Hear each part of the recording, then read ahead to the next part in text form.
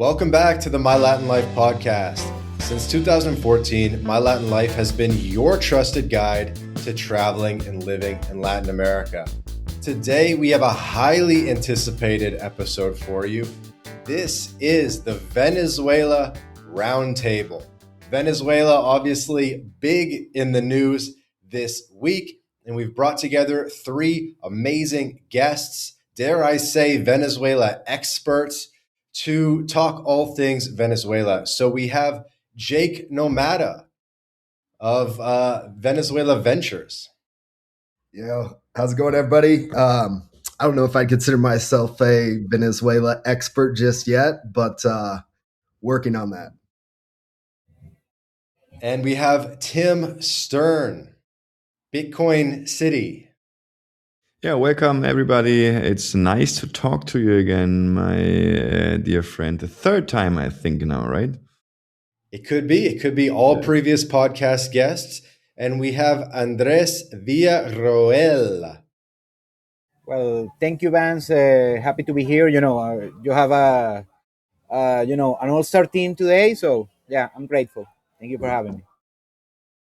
Absolutely. A Venezuela Insider is Andres's brand. So all three previous podcast guests, so you guys can go back and listen to their solo episodes as well to get more info on them. But we wanted to come together and talk about Venezuela. Everybody has a connection to the country. Andres is Venezuelan. Jake has a Venezuela sort of company he's putting together. And Tim has been actively developing a real estate project for several years now in Venezuela, in Isla Margarita. It's absolutely epic. So maybe I'll put it to you, Tim, first. What's it been like, being kind of early to Venezuela in that sense and having things kind of flip on a dime for you? Yeah, I posted a meme yesterday with me sitting on a park bench and kind of imitating of crying. And I wrote above my head, all the Germans right now, after not listening to me for 5 years, to buy cheap real estate in Margarita Island. It's really cool, actually. The whole world is calling in the moment. Venezuela's hot. Everybody is kind of interested in Venezuela is popping up on the radar right now for a lot of people, especially Margarita Island. And grateful for having the right nose in this kind of environment in the moment. And this is gonna give our project obviously a huge boost. And I think the whole country will get a huge boost. It's awesome. And Andres, as our resident Venezuelan on the podcast here today, you've been obviously promoting Venezuela for several years now. You've been waiting for this moment, I'm sure. Yes, and the thing is, the fundamentals were there because Venezuela is an awesome place, even with the weird situation that we got, mostly political.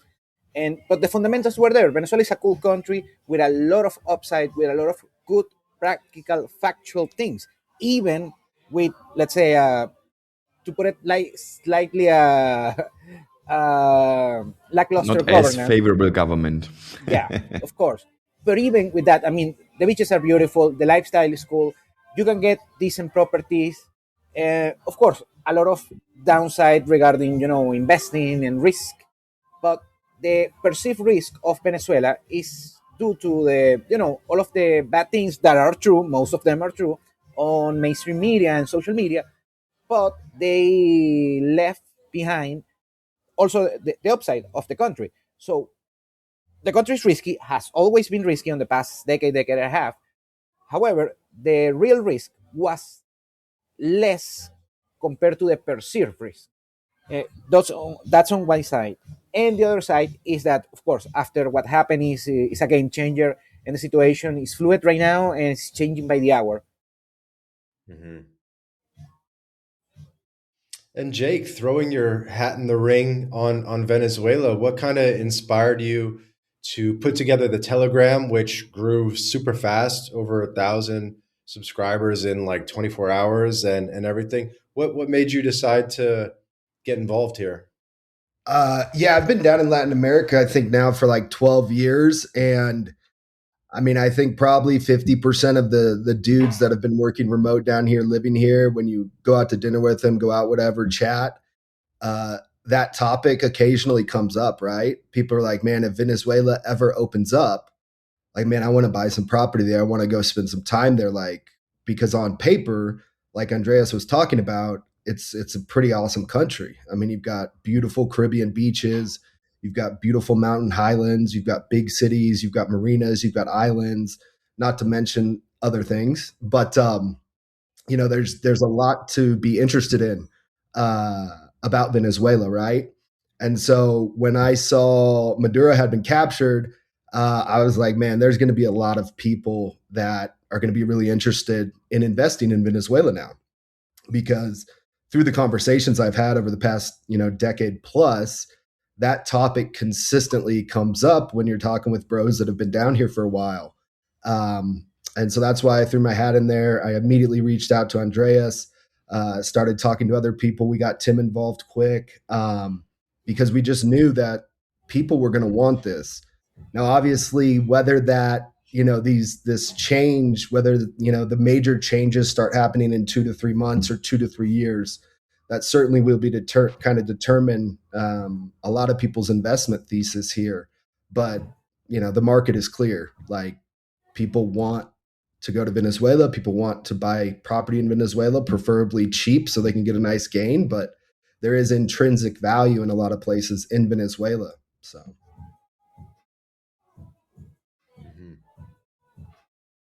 I guess tell me a bit more about what you guys are kind of working on, what you're excited about for 2026. I'll maybe put it to Andres first.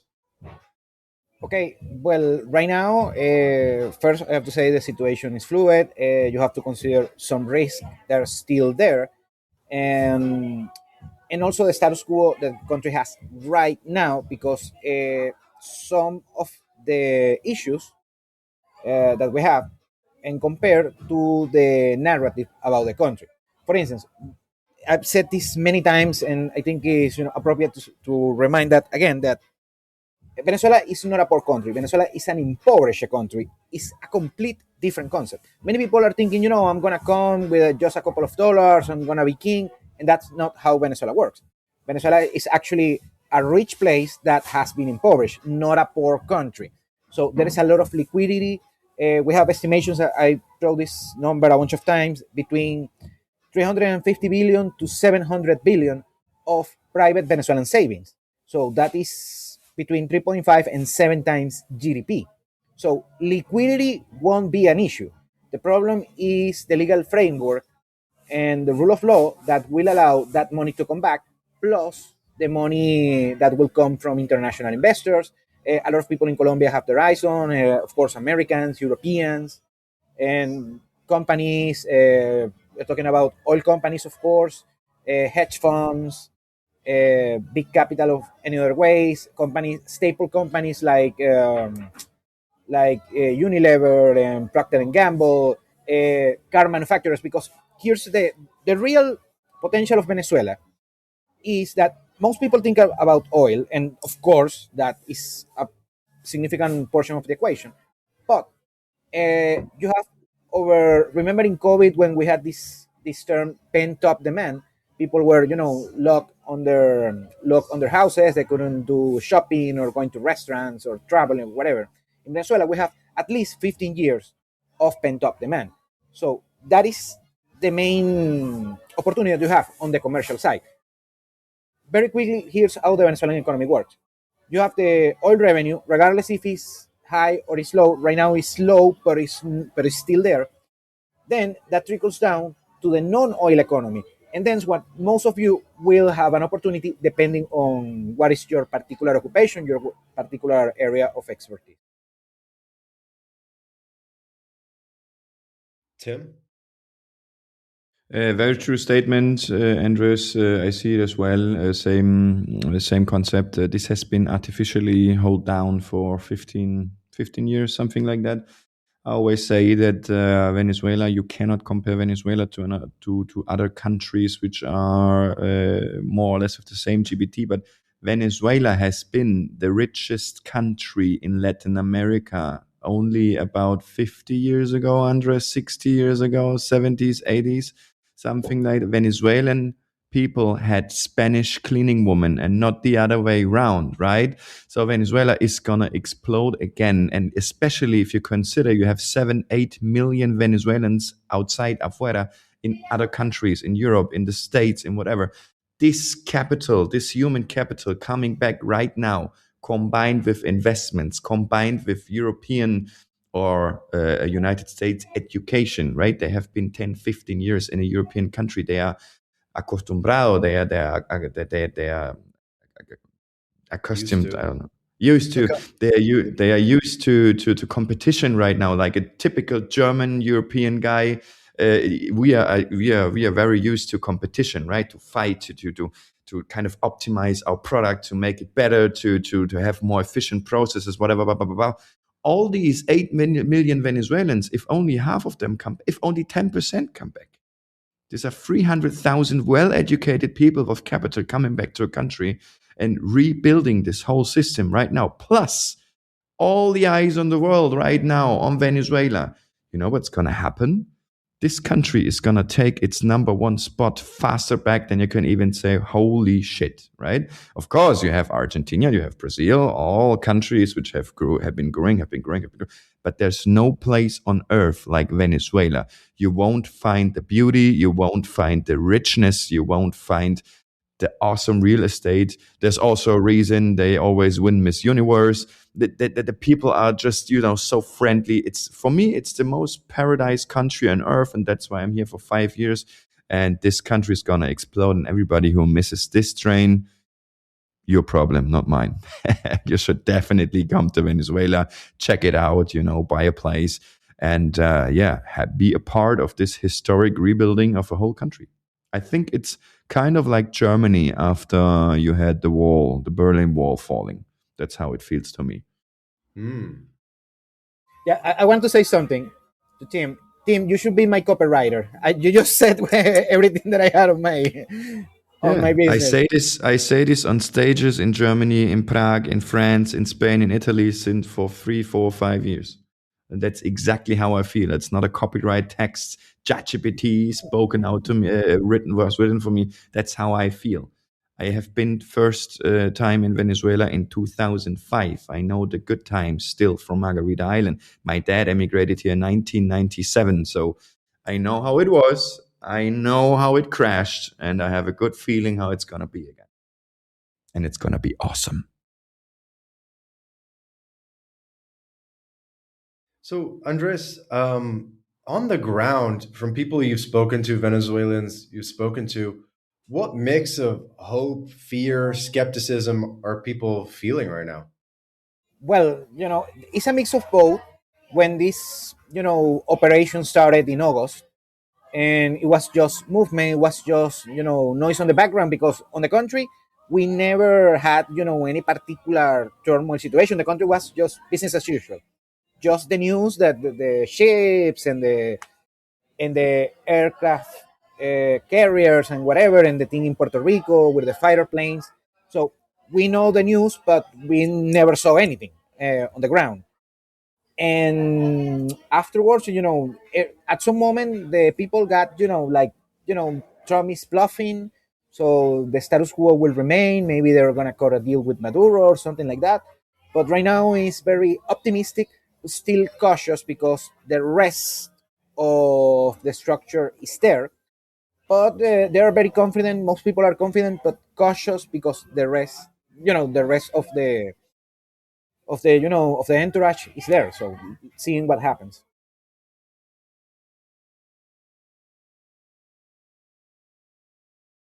Tim, what about you? What kind of mix of emotions are you sensing? Me as a German, I don't know how freely I can talk on your podcast. I think I can talk pretty freely. Me as a German, we basically suck America's dick since 80 years, right?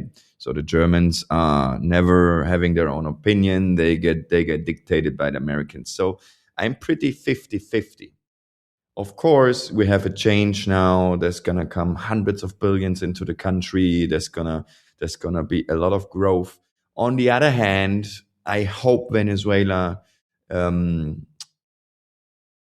gets or stays kind of in its sovereignty, right? Of course, you can say, have they been sovereign for the last, I don't know how many years? I hope the deals the Americans are going to do, they're going to be fair. I hope it's going to be beneficial for everybody. I think it's going to be beneficial for everybody, but I just hope that this beautiful country accepting basically everybody with open arms is not going to get burned by it, by just selling everything they own or just give away control of all the richness they naturally have. But yeah, technically, I'm pretty neutral. Obviously, it's kind of easy to get in the hype right now. And it's true. If you miss this train, you're stupid. Venezuela is going to be the hot space in the near future. And I just hope everything plays out. I hope there's not going to be another strike. I hope there's not going to be more loss of life. But if everything plays out like I think it's going to play out, I think everything's pretty fine. But yes, I'm a bit mixed, to be honest. Jake, what do you think is the best case scenario for Venezuela for 2026? Best case, worst case? I mean, that's tough because, like Tim talked about, you don't want to like just have hordes of foreigners coming in buying up everything instantly. But on the other hand, the country does need rebuilding on some levels. That, like Andreas said, though, it's not quote unquote a poor country. However, it is impoverished, right? So there are things that need fixing, rebuilt, et cetera, et cetera. So ideally, in a perfect world for way I'm viewing things, there is some type of, and I don't want to get you in trouble here, Andreas. So I'm going to say this, the government transition goes very smoothly, right? And there's a transition to a more, free market, capitalist, different than what you guys had in the past, however you want to classify it. Ideally, we get that, and it's, there's some clean legalities with that on how things are going to work, who can invest, who can't, et cetera, et cetera. And there's good, there's really strong guidelines, and there is options for people to invest, but it's not just like a free for all. So I think that would be the best case is we get that transition. Things start to open up slowly. There are opportunities, but it's not a free for all. I think that would be great. And then obviously the worst case would be like a coup right now, and a different but the same group of people are in charge of the country again, and everything falls apart with what Trump has done, and et cetera, et cetera. Like, that would suck. I doubt that happens, but I think that would be the worst case. I think they should do a residency by investment program. You have 200 grand liquid, you want to buy something, give me your negative criminal record, and then let's go. Yeah, and make it territorial tax. That'll be big too. Yep. No, it is. They have a similar. That's how how it works. I have an American company, for example, and I'm totally tax-free.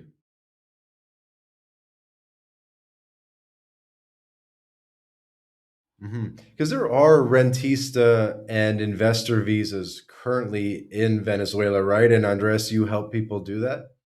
Yes, but the problem is, in theory, the Venezuelan migration system is kind of good, but in practice, it's horrible. Depends on first your own nationality. Depends also, well, that is most countries, but afterwards depends on the consulate that you want to apply. Also depends on the political sentiment at the moment. For instance, Americans don't have an embassy and they have to go to Mexico. In Europe is horrible how they work. The of course depend on which city in Europe, but for instance, in France works horribly. The one in Paris, and so on and so on. So at the end, you have the rules. In theory, you see the Venezuelan law, the Venezuelan rules, and it's beautifully written and it's practical. But in practice, there is a lot of randomness, how arbitrary the public, the public employees work, and and they change depending on some order from upstairs. And I mean, it's horrible, and that's the biggest issue regarding Venezuela. I've said this many years. I mean, I said it basically at least once a month before this, and right now we're still on that. Now we're hoping that it's going to change, and we're going to have clear rule of law and more straightforward paths, not only for residents, for investing, for real estate, for taxes, for whatever might be the case. And that's what we're waiting for. And I've only been in this for like a week now, right? Tim and Andreas have, had far more experience than myself. And I'm already getting people messaging me like, oh, this consulate, this embassy, if you throw them some money, you can get the visa, blah, blah, blah, all these random shit, right? So, like Andreas said, the laws are there. They're clearly not being applied currently. But, again, that's, I think, what we're hoping for is we get that clarity here moving forward. Hopefully, not in like a 2 to 3 year timeline, but far shorter than that. You're also not going to come very far with throwing money at a problem, because in 99.9% of cases, you're just going to burn your money and you ain't getting shit. So this is all, the learning money. It only works with good personal relationships and a little bit of patience. And not only a little bit, a lot of bit of patience. My personal paper story in the last 5 years, I wasn't having any papers. Then I got a visa. Then it expired. Then I almost got deported. Now I'm back, blah. Now I have a visa again, but no cellular. And I'm not only that. It's not like I know nobody. I have very good relationships with everybody. And it's a really, really crazy system. And I hope for God a little bit of order comes into this immigration system, because me as a German, we like the order and we like the rules, the rules, they have to be correct. And yeah, you're not going to come very far in Venezuela if you come with European expectations to a country and you just go to the embassy and 2 weeks later you got your papers. Nah, that's not how it works. But if you overcome these hurdles, you're going to get rewarded with a lot of beautiful things.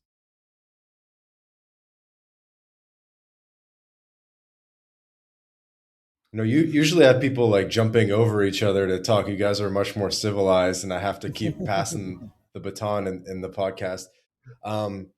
So, Andres, like, what are you kind of looking for in terms of? Because I remember, I messaged you, and you're like, "Yes, I'll let you know when I hear about the residency, when it's going to start." Like, what are you kind of looking for? Like, would it be like a declaration from the government, or what are we kind of looking for in terms of good news on the visa side of things? Well, this is something that most likely you won't get on mainstream media or the public government, I mean, out loud, openly, because immigration, I mean, in Venezuela, we have a lot of issues to take care. And migration is not the biggest, like, unlike the US, that is a big deal, or maybe in Europe. This is not a top priority. Yeah, it's not a top priority. The top priority for most Venezuelans was letting actually the gringos buy real estate is not the top priority for Venezuela. Yeah, for sure. Yeah, sure. But I mean, for instance, one of the top two priorities was the political prisoners in the country, and as we speak, they are being released. Some of them. I'm following the news in real time, and that was the main concern for most Venezuelans. And afterwards, we're thinking about the regular economic stuff, how the currency is going to work. One of the main screw-ups of both Chavez and Maduro was the currency controls. So we're waiting, probably the biggest economic news that we're waiting for is that. And afterwards, the oil economy. And then the rule of law. And regarding what we are waiting for, I mean, here on this group and our, clients, acquaintances, friends, whatever, our interests, that particular news, most likely I'm gonna get it from my lawyer. I speak every day with my lawyer if she has good news on that regard, because she's gonna get it. We have something called Gaceta Nacional. Team probably knows that, the National Gazette. It's like they in the US have something called the Federal Register, something like that. It's similar to the Federal Register. That's where you get the official new law. I mean, let's say for taxes or for the penal code or whatever, you got it on the official Gazette. And also, you're going to get the news there is an agency team, I'm sure already deal with this agency called SAREN, SAREN, is the registration office for documents and including real estate purchases. We have to It's wait for that. basically like the notary in the States, not only the notary, but the registering institution who owns what, you know?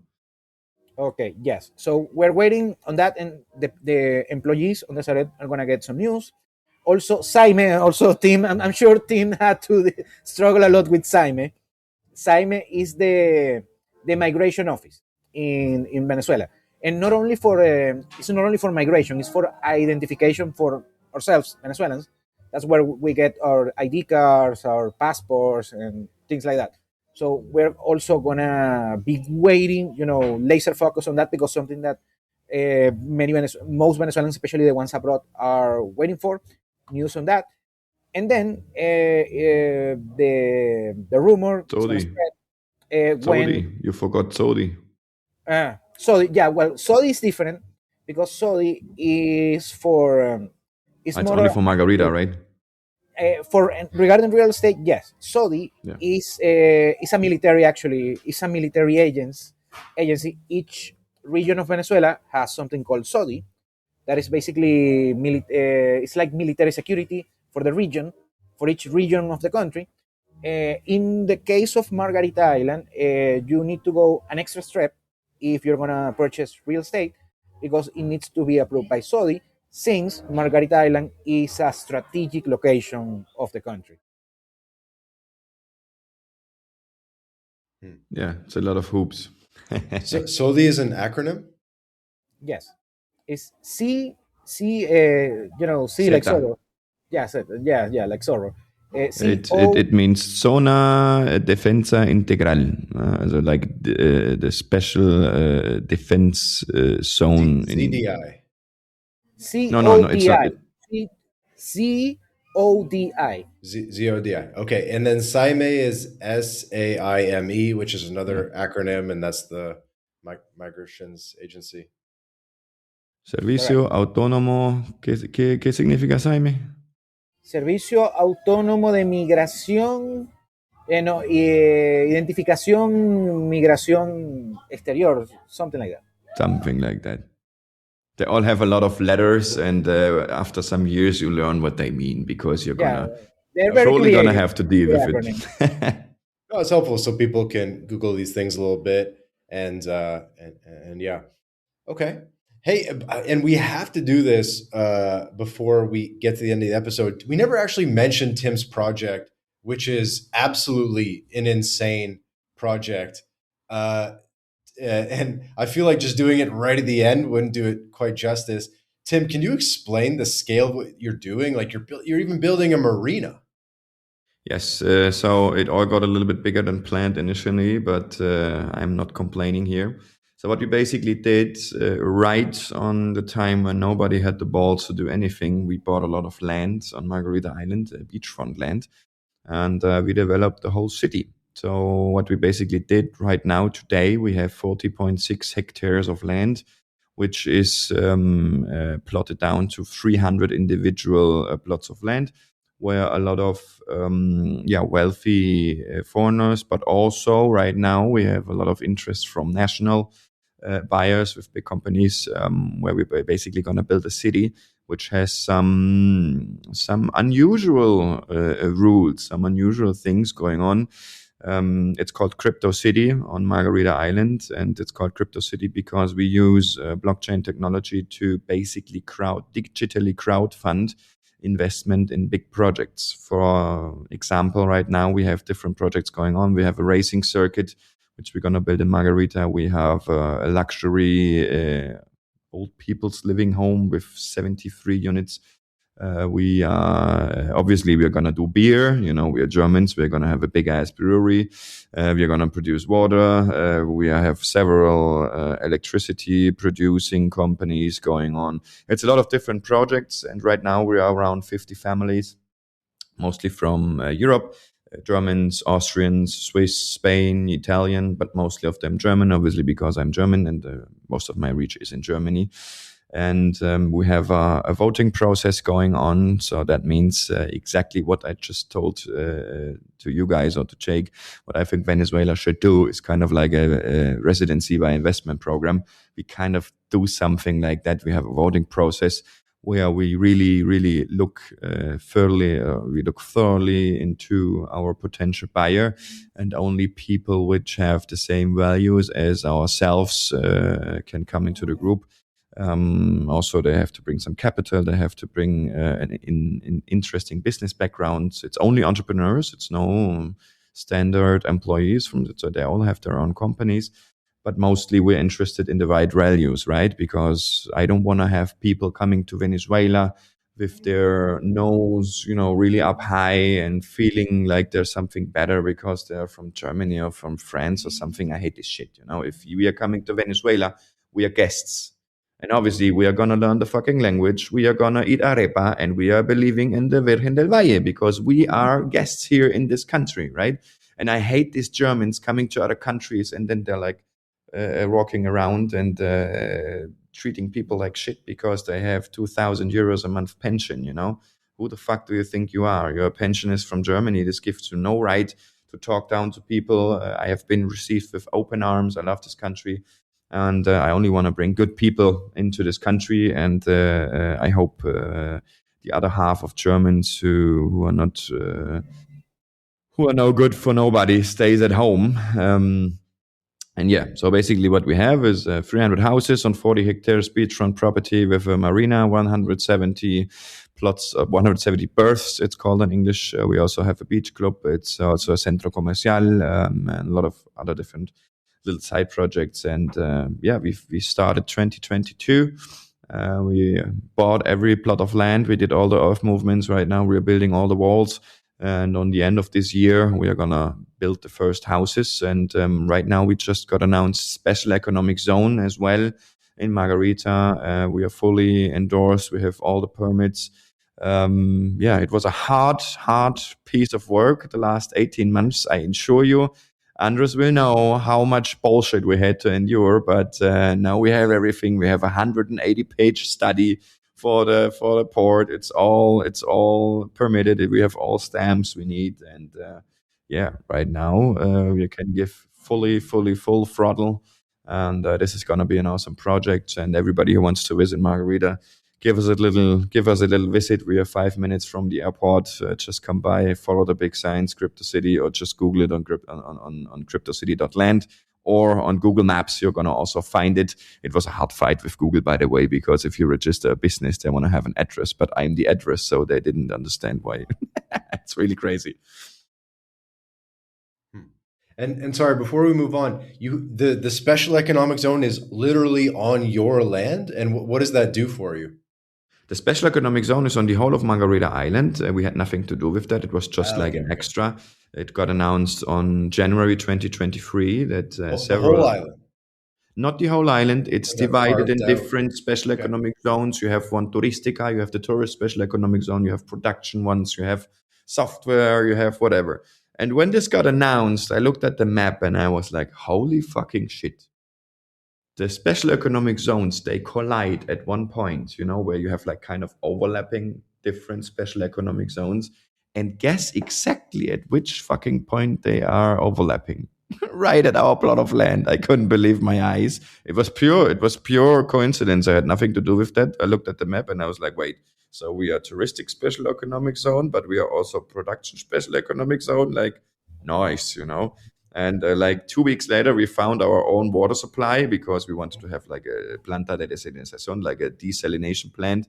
And then we also found water at our plot of land, like perfect. We could directly put it into bottles because Margarita has a little bit of a water problem. And I don't know what the universe has in petto for us, but we are really lucky. And it all worked out great. I had some days where I was like praying to God that this shit is not going upside down, but now the phase of worrying and the phase of panic is over. We have all done now, and now we can just step on the gas, and it's gonna be awesome. But yes, special economic zone means we don't pay taxes for the next 5 years.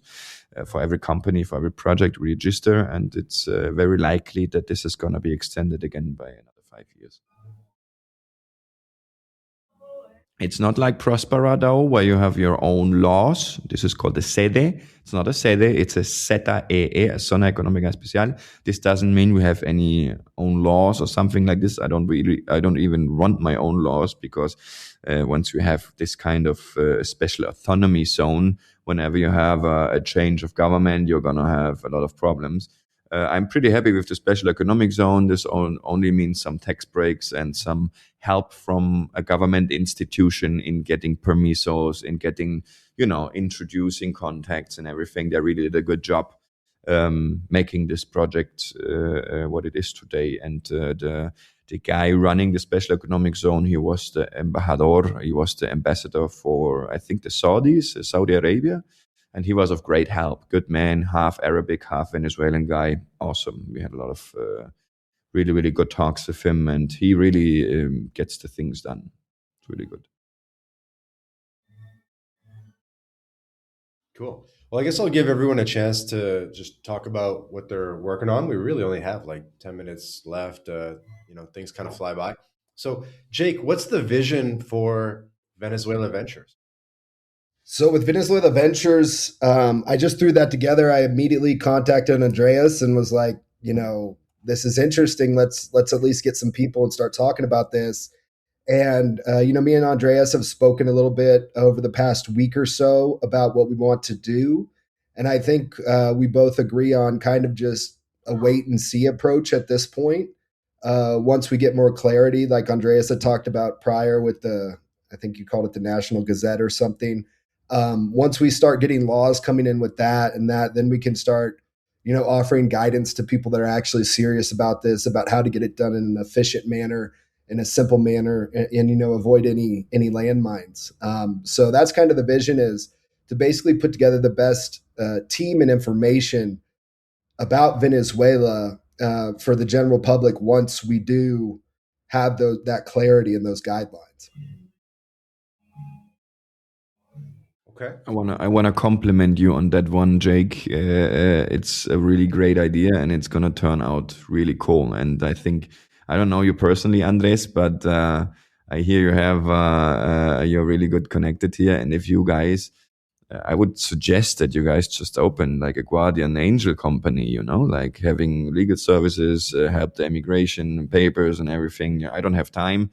I flew together yesterday in the night because we had a surge on our homepage for 28,000% more views. I had like 3,000 or 4,000 people on the homepage yesterday.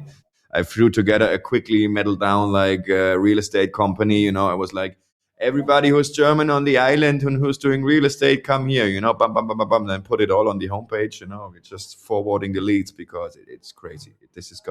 Venezuela is gonna explode, and you have to be on board. And I love Venezuela Ventures, and keep doing what you do. It's awesome.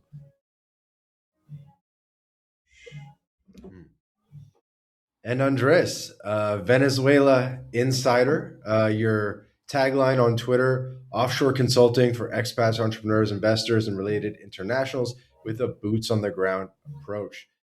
Tell us a little bit about what you do and kind of what your game plan is. I'm sure you're going to be pretty busy this year.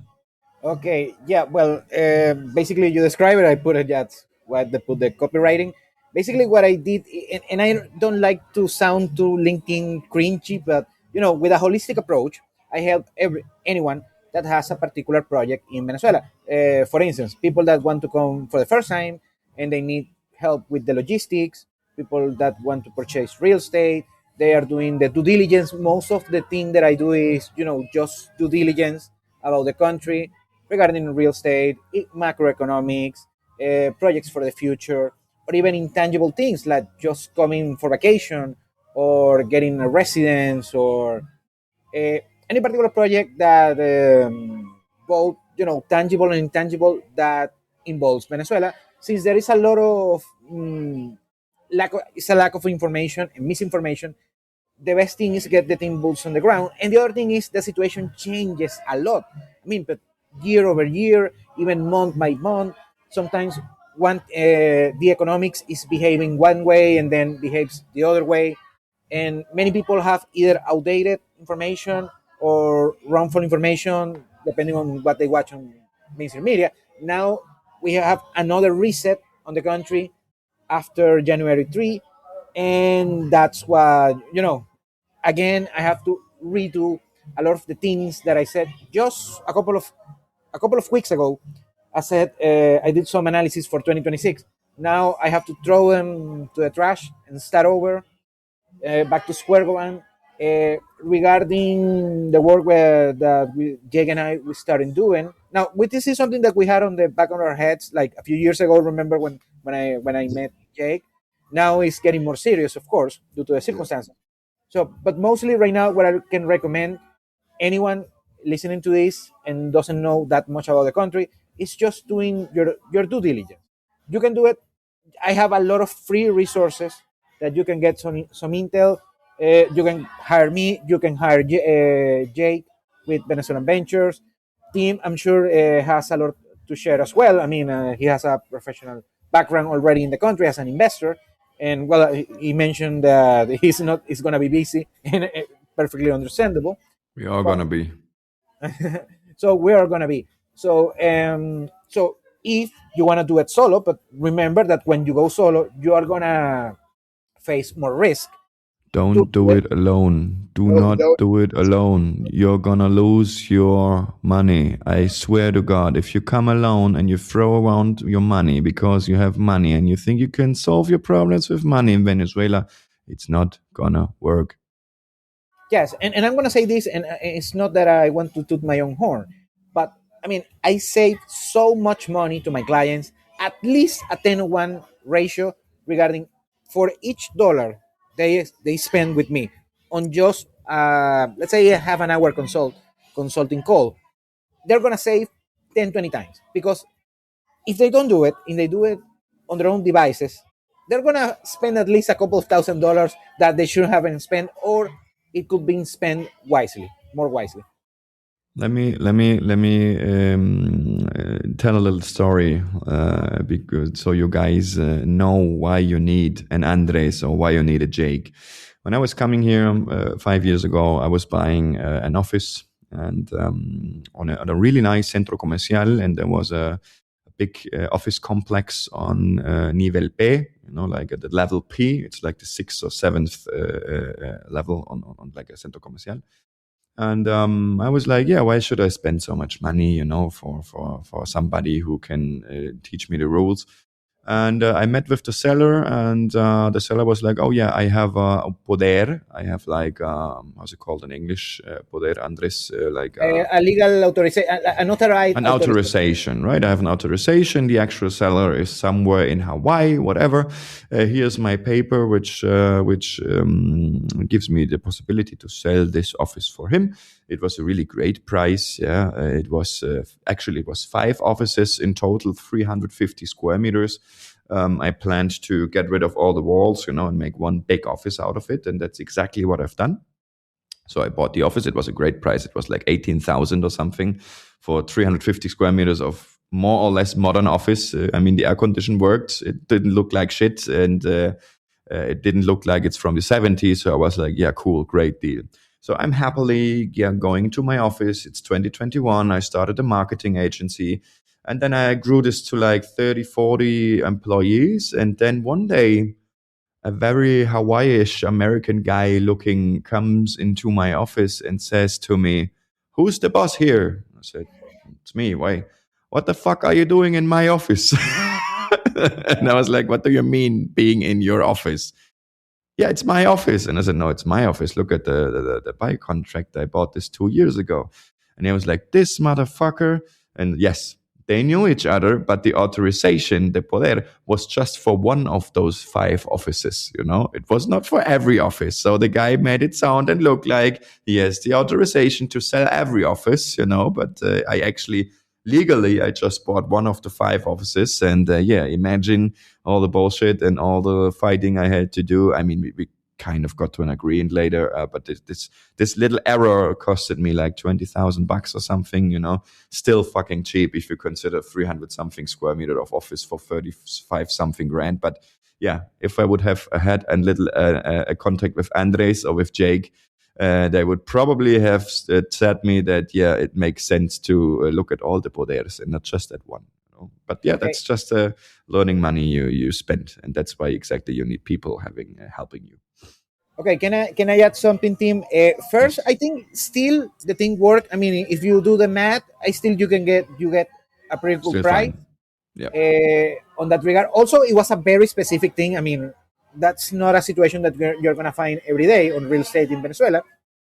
But the most important thing, that extra 20K that you spend, I'm thinking, like, let's say if you are my client back then, that will cost just a couple of consultations, calling a lawyer in Margarita. I know a couple, and that will cost like $300 or $400 tops. $300 Yeah. I mean, tops in order, and I'm putting the top end to just figuring that one out and give you the green light in order to proceed. Yep. I still Yeah. went out okay, I think. Yeah, and I mean, for anybody that's investing in Latin America, whether it's Venezuela or anywhere else, like don't do any of this shit by yourself. Pay professionals, get your lawyer, all these people. You do not want to deal with this yourself. You It's 100%. not possible. Like you couldn't buy a property by yourself. Yeah, like it doesn't even make sense to think you could. Like most of the time, you're not going to be able to, right? So you're always going to want to pay for help. You always want to get people that know what they're talking about. Have boots on the ground, have experience like Andreas, have built things like Tim, et cetera, et cetera. I did have a question for you, Tim, because it wasn't clear to me. With your project, are you selling lots, like individual lots, or individual homes, or is it more of like a DAO? Oh, it's both. It's all the three things combined. So we have lots. This is the first step. Then we are going to build houses. And later, with being a member of the Crypto City, you're going to be a member of the DAO.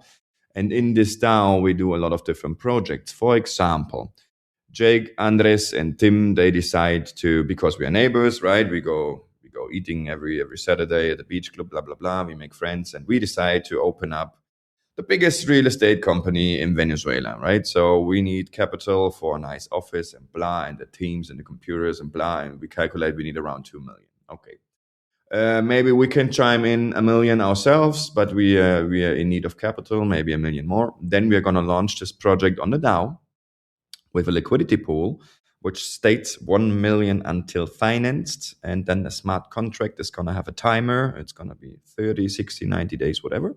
And then people can decide if they want to invest in this project. Obviously, we are going to structure a deal. We are going to say, okay, we give away 25% of equity, or we do a credit deal where we pay 12% of interest, or we do a silent shareholder deal, whatever. We can decide how the deal is going to be structured, and the capital is going to come from ourselves as Crypto City neighbors.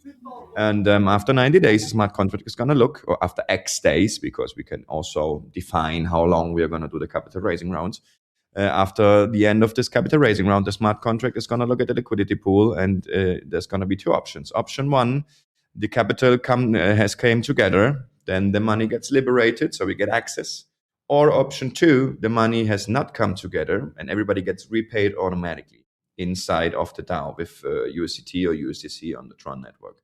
That's how I was designing, or I was thinking, how can I get 300 entrepreneurs together on one table and do not have this age-long process in Venezuela where you have like a lawyer and then you do like a interest of buying or interest of investing and blah. This shit takes months, I lost so much deals because we were just too slow.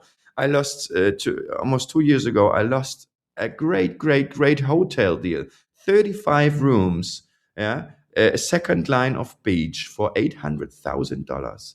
I'm still hurting about this one just because I was too slow of getting the capital together, because it took everybody so long to sign, because one was in Germany, the other one was here. Then the abogada was sick, blah, blah, blah, blah, blah. And it's like, I need a really fast process how I get capital together, but still secure. because it doesn't make sense if Tim runs around, with a bag. Give me 20, Jake, give me 50, Andres, give me 100 you, 100 you. And then I say, oh, thank you. And then I piss off to Mexico. That's not how it's going to work, right? But in a DAO, in a liquidity pool, you have a smart contract controlling all the capital. And once the capital is together, it gets liberated. And then you can do one project after another. And that's exactly what we do. Okay, that makes sense. So then if you're an owner in Crypto City, whether that be a lot or a house, you're going to be a member of the DAO automatically. You're always going to have a lot and a house, and this is going to be registered normally in Venezuela with Sarem or everything we talked about. This is all classical, and then the new thing on top is the DAO, where we do all the financing together. Okay, yeah, that makes sense. I was just curious about how all that worked because I was looking at your website and wanted to know. It's in German, right? I have to do an English version now since 5 days. I get tons of messages. You probably need to get that done pretty quick, man. The second thing we also do on the DAO is basically we ripped off the Swiss people of the democratic system, which is pretty cool. It's like a votación del pueblo. In English would be like a people's vote. Everything we do in Crypto City can and will be influenced by its members. So, for example, I don't have kids and I forgot to include a space or a corner where we have like a child's playground, right? So somebody of Crypto City was opening up a votation that we should have a child's playground. And then people voted about it and boom, now we have a child's playground. And we have tons of different votings. Our beach club Tarima, the main stage also got voted in. And then we voted about how many parties are we going to do. And then we vote about our own rules, basically, right? And it's the Swiss system. So you have to have 66% majority and half of the people have to participate on a vote. So something comes into place as long as it's not affecting your own four walls, basically, right? So you cannot vote that Jake has to have a pink roof, obviously not, right? But everything which affects everybody can be democratically voted by all the Crypto City members. Cool. Well, that's one way to do it. What we're going to do is we're going to put links to everybody's Twitter account or whatever you want your primary link to be in the description of this episode. I want to close it with something. I want to say something, Vance, that is very important for anyone who has wants to do something as remotely cool as Tim is doing right now, and whatever may be the case, it's regarding the law. Is that lawyers, you're going to see right now, and I'm seeing it, for instance, on the Telegram group with Jake, and I'm seeing it on Twitter as well, that a bunch of people, I'm a lawyer. The lawyers that you're going to need, in Venezuela, we have a bunch of lawyers. I mean, they're not in scarcity. A good lawyer is, it's hard to find.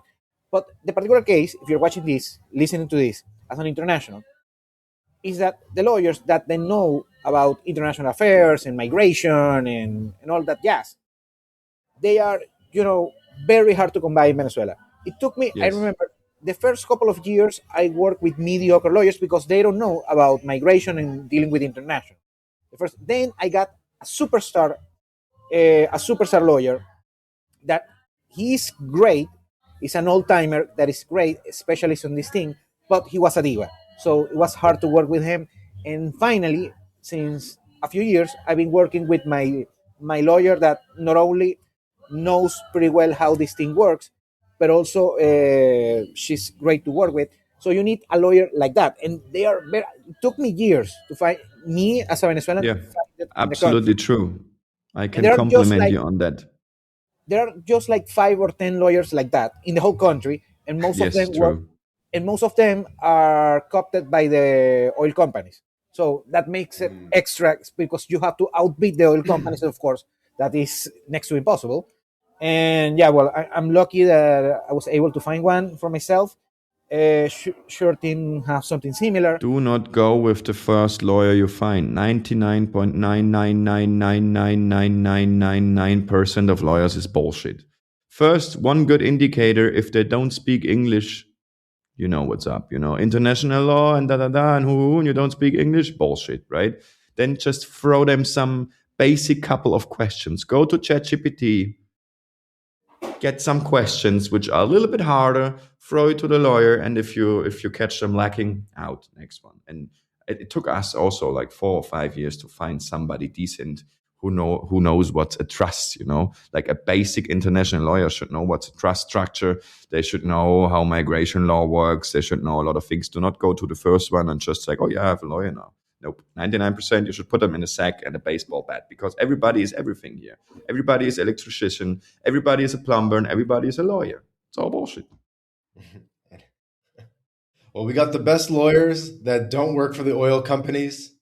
Andres, you might be in the wrong business. Maybe you should be working with the oil refineries. We're honored that you're working with small timers like us. Actually, my undergrad is on petroleum engineer. I did work with the oil, and I hate it. Then I went to business school, get my MBAs, and now this is something that I really love to do. It's way better than working, with Exxon or Chevron or whatever. Andres, can we stay in contact? Vance, could you do a little contact details exchange? I would really like to talk to Andres later. You're all in the Jake's Telegram group already, so right. You can go right there. But true. But yeah, happy to connect you guys. Okay, I need to get running. We're actually over time. So guys, we'll put a link in the description to the Telegram group aforementioned. Each one of your individual Twitter accounts as well, where people can reach out to you directly. Again, on today's episode, we have Jake Nomada, we have Tim Stern, we have Andres Villarroel, and this has been another episode of the MyLatinLife podcast, the Venezuela Roundtable. The audience, if you're listening to this, please subscribe to the podcast, leave a 5-star review, follow on Spotify, Apple Podcasts, wherever you listen to this. We put out 2 episodes a week with amazing guests, amazing roundtables, all things Latin America. You won't want to miss an episode. Ciao for now.